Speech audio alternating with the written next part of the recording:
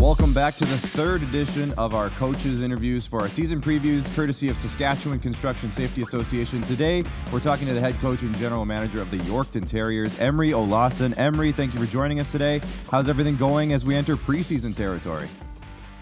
It's going really good. Obviously, we're settled in here and coming up on a year since we learned that this was going to be my job and that we were going to live in Yorkton. So, no, we're really excited about the way the roster has come together and some of our returning players, and obviously we've had a full off season of recruiting. So, feeling a lot more comfortable and settled, and much more so looking forward to the start of the season rather than dreading it now. Yeah, for sure, and I can imagine. We'll get into that, but I've been keeping an eye on Yorkton this summer just because there seems to be a lot of excitement around the team. But before we get into the on-ice product, how was your summer, Emery? Did you get up to anything this summer?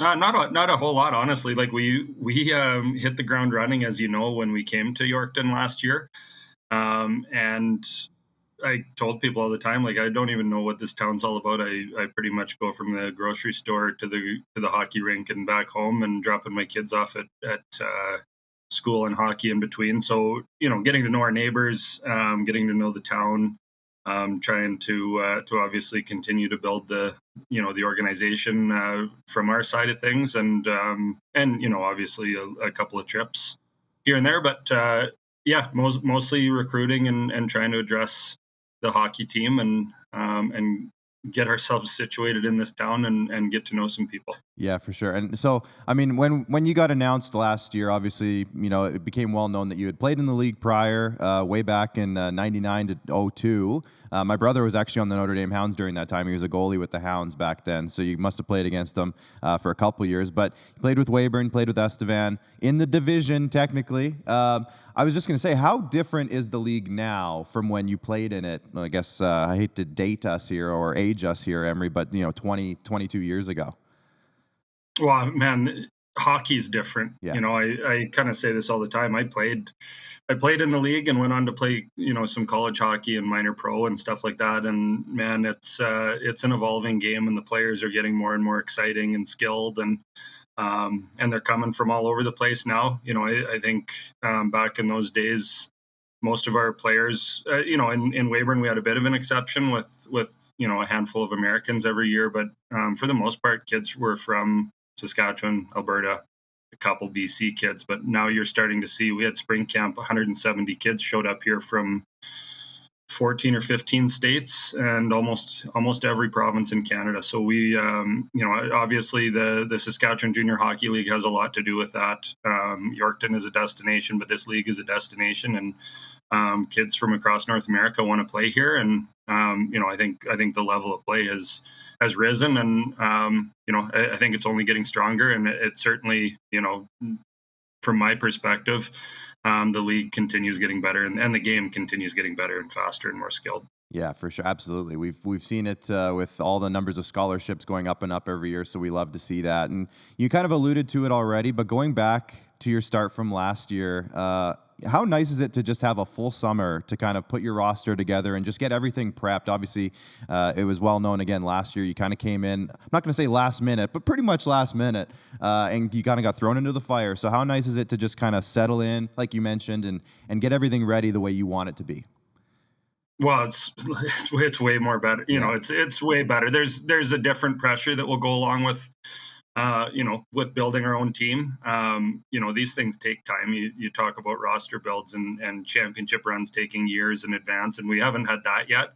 However, I think last year, with the way things went, we were able to make some adjustments to our roster, and obviously when you have a player like Clay Sleva and stuff like that is on the move, it probably expedites the process to getting to that future. And we're seeing two of the players from that trade for sure playing for us this year, but also a high end prospect that's going to be knocking on the door very quickly as well. So obviously more comfortable. And a big part of our job as coaches is to have the team prepared for on ice success and to be competitive. And to say I was underprepared last year, I think would be a major understatement. And I hope that we're we're sitting in a much better position now. Yeah, well, one other thing that happened last season as well, and then we'll get into the on ice stuff. But last season, off the ice, the Terriers made a bit of a public statement just about the state of the organization, and the town really appeared to rally around the team, especially down the stretch in the second half of the year, kind of as the season got further, and the team on the ice was doing quite well in the second half, got a bit of momentum. So, how empowering was that for you? Obviously, fresh to town. Not super familiar with the town, but to see that rallying around the team as the coach and general manager of the team, how did that feel for you? And has that carried over the summer? Oh, big time. I mean, first of all, yeah, to answer your question, it was a shock to me as well as probably the players when we learned that the team was out of money. And when you sign up for these things, you never imagine that it's a 4-month project and then you're going to hit rock bottom. But it really kind of restored my faith in junior hockey, especially here in Yorkton. There is a proud history here with the Terriers, and it dates back long before I played in the league. But I know when I played in the league, they were coming off of league championships, and soon after I left the league, they won league championships, and we're still the last SJHL team to win a national championship. So when you go into that as a coach with that history, you just imagine that it's going to be easy to return there. And then learning in December and January that, we're out of money and we can't pay for things. It was a shock, and it was kind of disheartening. And obviously as a father and a husband, I felt like I'd really let my family down by making the decision to move here. But quickly, the town stepped up and continues to step up. Fundraisers have been just amazing. The season ticket, like the ticket blitz, we're sitting over 1,100 season tickets, which is something. And corporate sponsorships and fundraisers have been a smashing success, both thanks to our community and our marketing person. So yeah, I think to get to where we are, you have to hit rock bottom, and people have to recognize that this is something that needs to be supported and worked on continuously. But it's been, the knee-jerk reaction of Save the Terriers went amazing, but the momentum has been kept up. The farming project, obviously we can't help the weather, but it's been really good, and it seems like canola crops are going to be really, really good around here, and that's what we've got 100 acres of. And ladies' night upcoming, but our sportsman dinner raising $80,000 in a night, and our season ticket blitz has really put us in a different financial position than we found ourselves in the middle of the season. Yeah, the Parkland region is full of hockey fans, and I had no doubt once that all kind of came out that it would get sorted out before too long. So I'm super happy to hear that. Let's go on the ice now. We'll start with last season.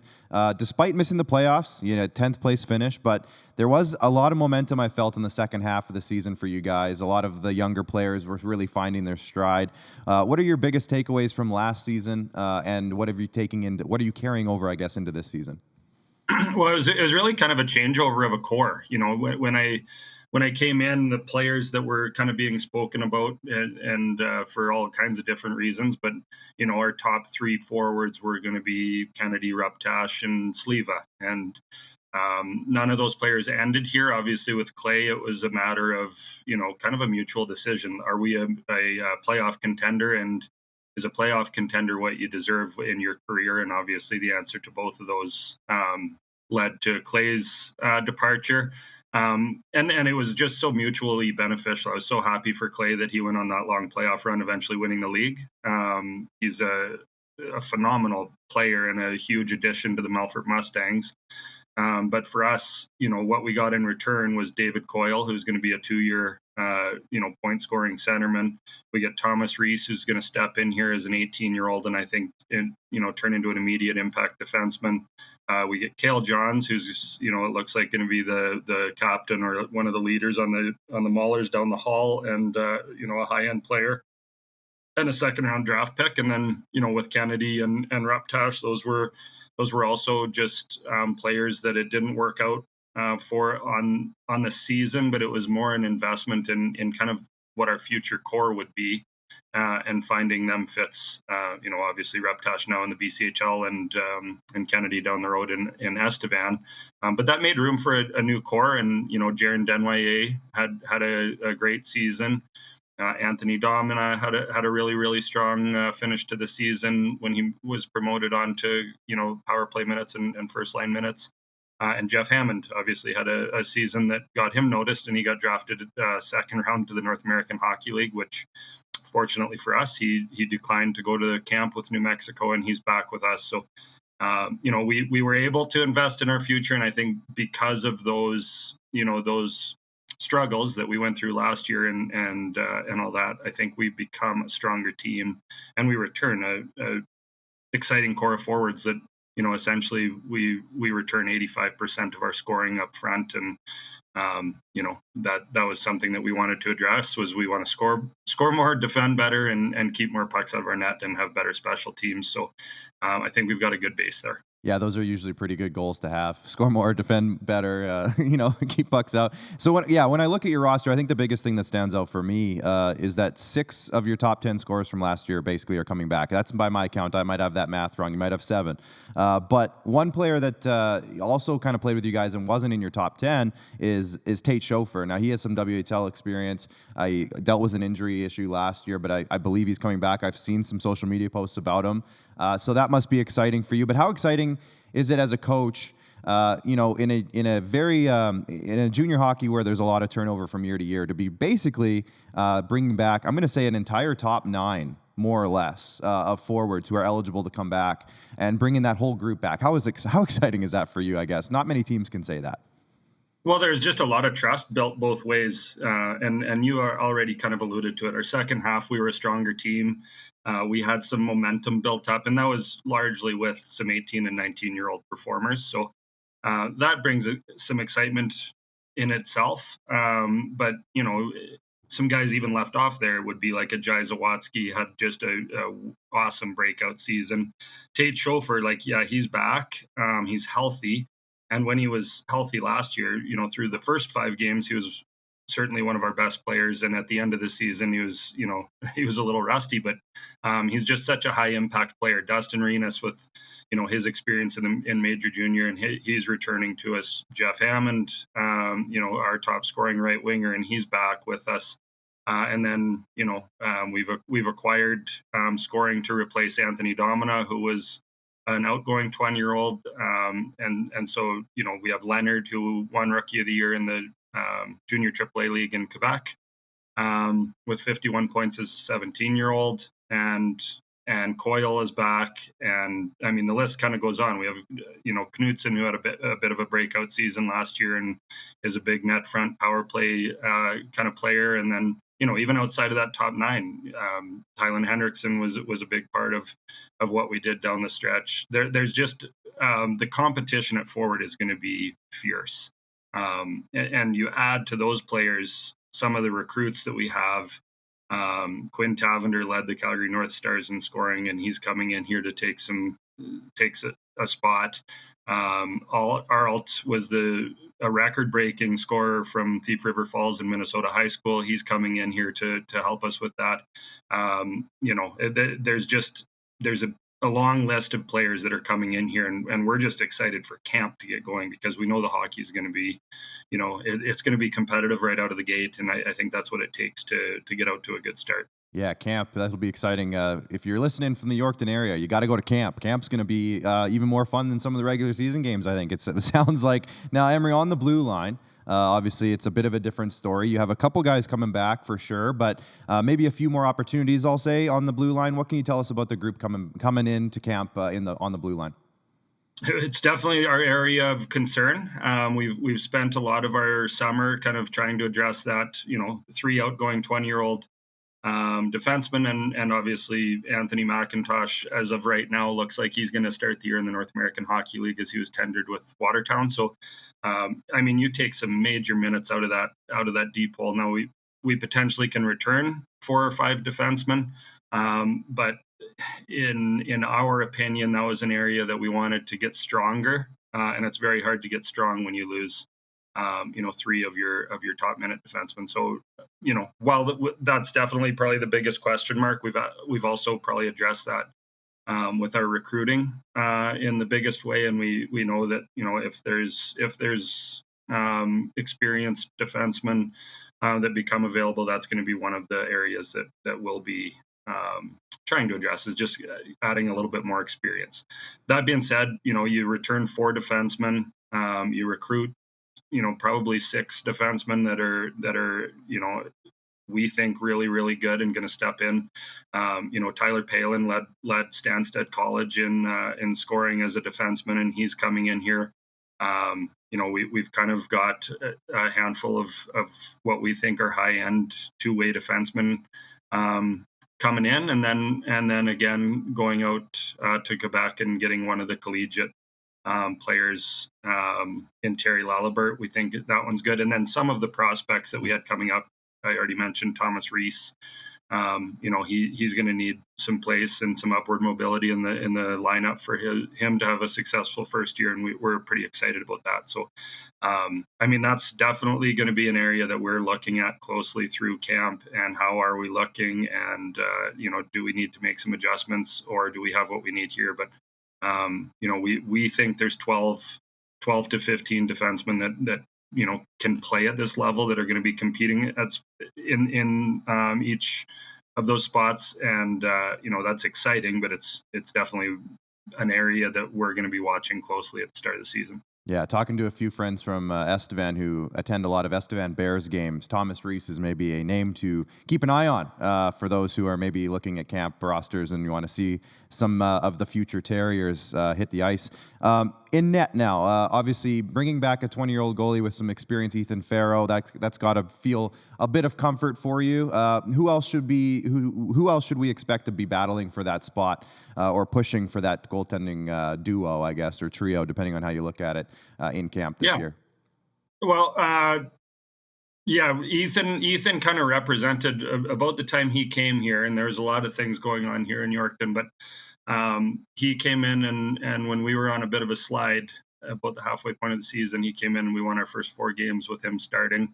And he finished, with a above 500 record on a team that was 10 games below 500. So he's a big impact player. I know he's had a huge summer and spent some time honing his craft even more, and he's just a workhorse. So obviously there's a lot of trust in Ethan that he can do a big job here. We have addressed, I think getting younger and bringing in someone to push Ethan hard, and potentially 2 players to push him hard, is definitely something we wanted to do. And Callum Craig was a player kind of destined for the BCHL. We lucked out with him. He was a high-end Calgary prospect that had 920 save percentage year after year, and always kind of a strong win-loss record. As well as Preston Patno, local player that won the CSSHL championship.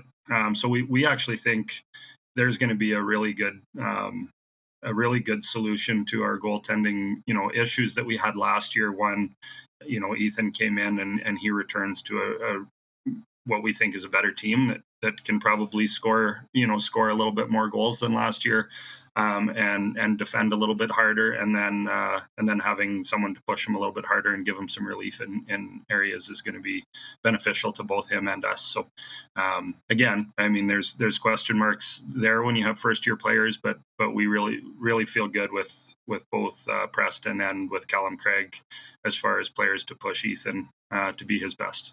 Good to hear. Now, 2 more for you, and then I'll let you go. We'll stick with the on-ice stuff now. Obviously, the easy answer to this question that I'm going to ask you is probably win a championship. But what are some of your goals, I guess, for the Terriers outside of that this season that you kind of are hoping to accomplish on the ice this season?